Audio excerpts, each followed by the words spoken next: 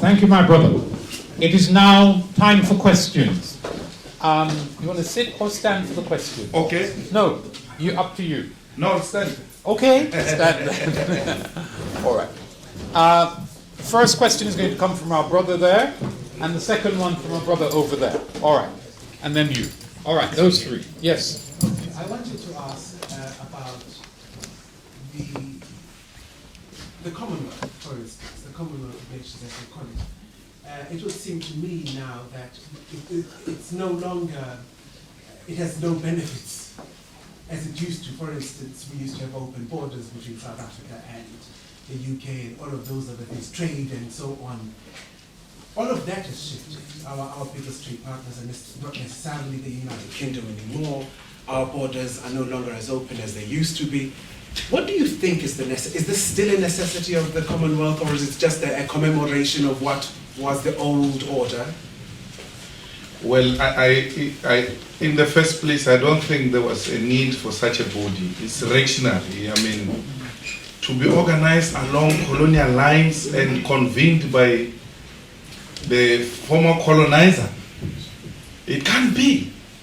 If we want to relate as comrades, as people who fought against colonialists, let's find our own way of interacting, because we almost share similar experiences because we're under the same colonialist, but not convened by the same colonizer. They still treat us like subjects. I mean, we come here, we have to apply for visas here. And then they come for breakfast there in South Africa and come back in the afternoon. They come in the morning and then come back in the afternoon. We can't do the same. Why? Because we are not equal in their eyes. We are the subject, they are the colonial masters. We are the slaves, they are the slave masters. So it doesn't work, it's not working, and I think that the African leadership should decide.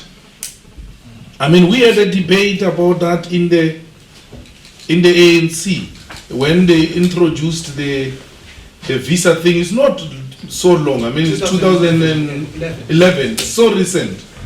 And we were firmly saying we need to impose visas as well on those people. Because why do we have visas? They say no. The African brothers who don't come from South Africa come to South Africa to get IDs and come here. That's not their problem. It's our own problem. It's our own African problem. Whether they come for IDs there, they don't come for Africa. It's an African problem. Let's solve it through African solution. You cannot impose visas because you want South Africa to introduce harsh and some regulations to control access of Africans into South Africa so that you avoid them getting IDs and coming to London. So I think that is not working. We ought to create new bodies of countries that share similarities and experiences and countries that want to do trade with each other. I think Africa should open its borders for trade, because if we do that amongst ourselves, we can be a big economy. We've got minerals, we've got a lot of things they want from us which they don't have. And if they trouble us, we can just trade amongst ourselves and force them to come and beg us. And when they beg, we tell them, this is how you're going to do it, through our own conditions determined by African states. Thank you. The question of land redistribution. Because without land redistribution, there is no freedom for our people. Please. Absolutely. Yes. The first non-negotiable cardinal pillar of the EFF is expropriation of land without compensation. Because land was taken through genocide. And therefore, compensating land is equal to compensating genocide. So you cannot pay people for committing crime. Crime must be punished. And how do you punish it? You punish it through taking what rightfully belongs to us. I didn't touch it here because I know that that's a subject all of us share, a very clear perspective.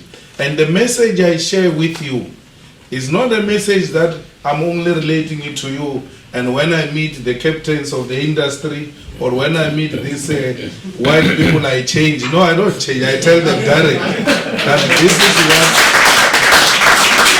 is what is going to happen. The message has been consistent. We had a lot of a fight with the owner of Investec. What is his name? Stephen. He says to me, you must tone down your rhetoric, and then there's going to be too much investment. I said, who are you to think you can tell me what to do? I don't take instructions from the so-called investors. I'm not sure what's happening. Does anybody know? Now, I think I can do without this. So, the reality is that we must stop pretending to the free market capitalists. We need to tell them open, and they accept us for who we are, or they reject us. Because to create an impression that things will be done according to how they want it, it's not going to happen. We are going to again fall into the same problem of Madiba and them compromising a lot. I mean, the ANC was formed to reclaim the land. That's what led to the ANC's formation. In 1912, it was after the wars of dispossession. People fought as small African groups and got defeated. And then they said we need to form one umbrella body. So we are united to confront the same enemy and reclaim our land and our wealth. That time wealth was cattle, because it was long. So those people came together. When they came together to reclaim this land and cattle, it took long. People started to concentrating on things that do not really matter, like political office. It's not about political office. It's not about Julius Malema becoming president. If land gets to be achieved without the EFF in power, then the EFF must close shop. We're made. We don't care who delivers land, as long as land can be delivered into the hands of the people. That's what we need. Not leadership that is so obsessed with wanting to be in power and using rhetorics. We said to the ANC ourselves, when we arrived in parliament, we've got 6%, and the ANC has got 61%. We said to the ANC, here is your 6%. We'll give it to you, on condition you tell us that you're going to amend the constitution and expropriate the land through the law passed through a democratic means. We'll vote for you. Here's the 6%. You go around telling people, for you to take the land, you have to amend the constitution and all that. Here is the 66%. 67 actually. Yes, 67%. Let's amend the constitution. Stop being cowards. Let's take the land. They went for cover under tables. Hey, we don't want that percentage from the EFF. That's how committed we are. We are not saying that opportunistically land must be taken by the EFF. No, anyone. EFF is here to support you as long as you take land back into the hands of the rightful owners. Now they say to us, yeah, but you don't know what you are going to do with this land because you don't know farming, you don't know mining. We said to them, it doesn't matter what we do with our land, it's our land.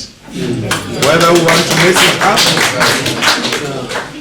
want to mess it up, it's our own problem. It's not your problem. So what I do with my car now, when I leave this place, you can't say to me, oh, you are going to bump this car, you don't know how to drive. No, it's my car. Let me finish it if I want to finish it. It's not your problem. So we want our land, and it's not like they found this land idling. We're working on this land before they arrived here. That's how they realized the potential of this land, that this can be a beautiful land. So we want them to return the land then we can be friends and talk about how do we move forward.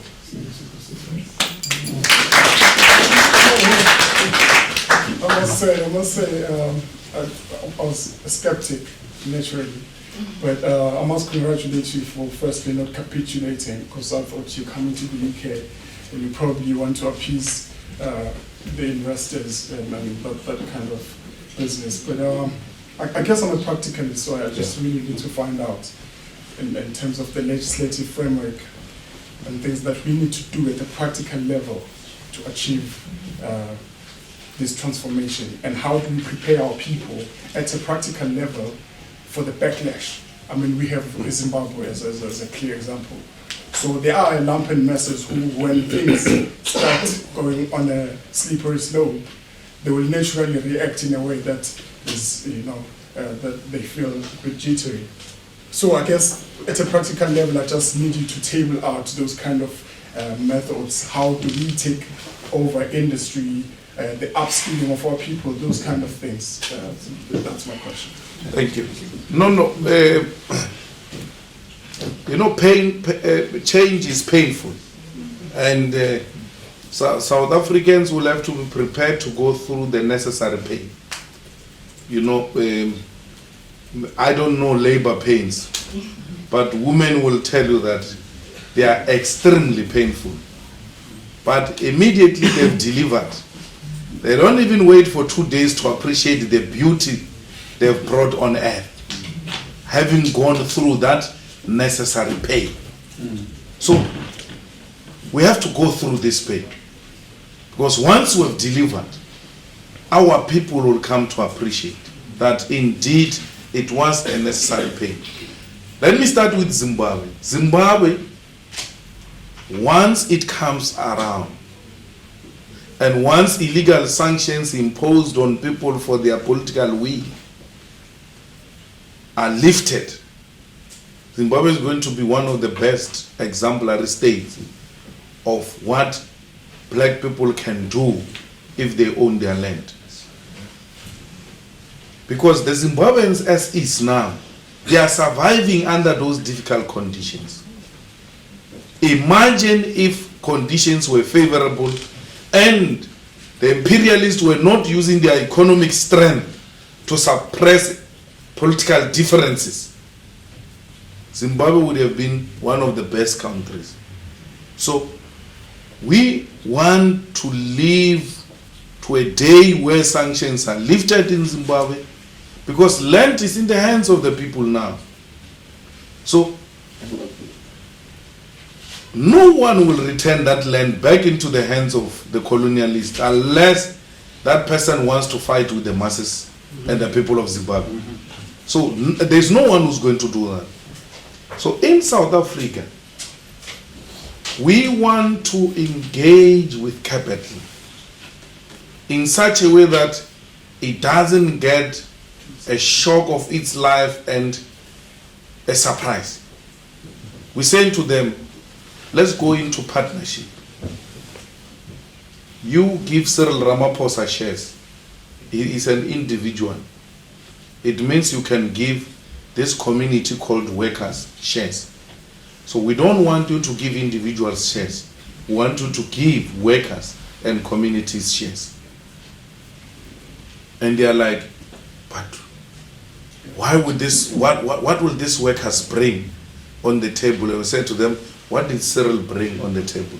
He didn't bring anything. So we want to work with them to transfer the ownership of our economy into the hands of the people. We want legislation that will speed up land transformation into the hands of the people. We want in the mines and the banks and monopoly industries, government to take control and use that to finance the state program of changing lives of our people. So we have a problem because our government relies on taxes to finance a state program. It doesn't have an alternative method to raise extra resources to finance this expensive program of the state, which is to look after the masses. And even the taxes themselves, companies are no longer paying. They've taken billions and billions of rands out of South Africa into tax havens, avoiding to pay tax. So you don't own with them, you don't control them, you hope they will give you tax, they still don't give you tax. They avoid it in South Africa. So the best thing, introduce tighter control and ownership. It's possible. In Botswana, the BS company that mines diamond has given the Botswana government 51%. But when it comes to South Africa, it doesn't want to do the same. Why? We're in the same region. Why? And you can see that they are actually misleading the Botswana government, because they just say 51%, but they don't declare all the diamonds. They declare a smaller portion and say this is your 51%. The rest of it gets out of Botswana illegally, and they make more money than the state of Botswana. Why? Because Botswana government is not involved in the control and ownership. They just have shares. So we also want to be inside. We want to know how many diamonds came out today. Register them so that we are not victims of capitalism, because capitalism anyway inherently is a criminal activity. So if you leave them unchecked, you'll have a big problem. Yes, my sister. Okay, first of all, I want to say thank you, because you're very clear, and I'm not someone who's very political, as you might want to put it. But my question is, and I'm glad of what you just finished, capitalism. What I want to understand is, what form of government are you looking to implement? Because if it's capitalism, then obviously we know that the history of capitalism came out of a European ideology, and we know that the thousands of years that they have been in Africa until they've got to here. The pinnacle of it is capitalism. And if you're going to be governing African people, obviously, who have a tradition, what is the form of government that you're looking to put in place? No, I don't subscribe to those perspectives of African democracy. And I believe that the democratic method of electing your own leaders is the best system ever. There is no any other alternative except subjecting ourselves to the will of the people. We must never impose ourselves on the people. But government, once elected through the popular will of the people, it must then take control of the strategic sectors of the economy and don't leave them in the hands of free market capitalists, because theirs is not to develop anyone. It's not only black people. Theirs is not to develop anyone. It's to get the majority to enrich the rich. They say everything is free. Don't do anything. Don't tamper with ownership of everything else. Let capitalists do as they wish, because through that, you make the rich more richer. And there is nothing that makes you rich by making the rich more richer. So they create an impression that by making the rich more richer, you are going to be rich. But there's nothing like that. So we want a decisive government that respects human rights, a government that is accountable, and leaders who are elected out of the will of the people. And we must have a term of office, whether it's 15 years, whether it's 20 years. I don't have a problem with that. Let every country decide how they want to be governed. I don't have a problem with President Mugabe in Zimbabwe being a president for such a long time. But I wouldn't want that for myself. But Zimbabweans have chosen him for themselves. It is their choice. And I ought to respect that. In the same way they respect an unelected queen here. No one tampers with their arrangements here. And therefore they must not tamper with anyone's arrangement. In South Africa, one president for 2 terms, I'm happy. In Britain, they've got a prime minister and the queen is their own arrangement, they are happy. In Zimbabwe, they've got President Mugabe, like that, they are happy. Who am I? I can't go around imposing myself on the people.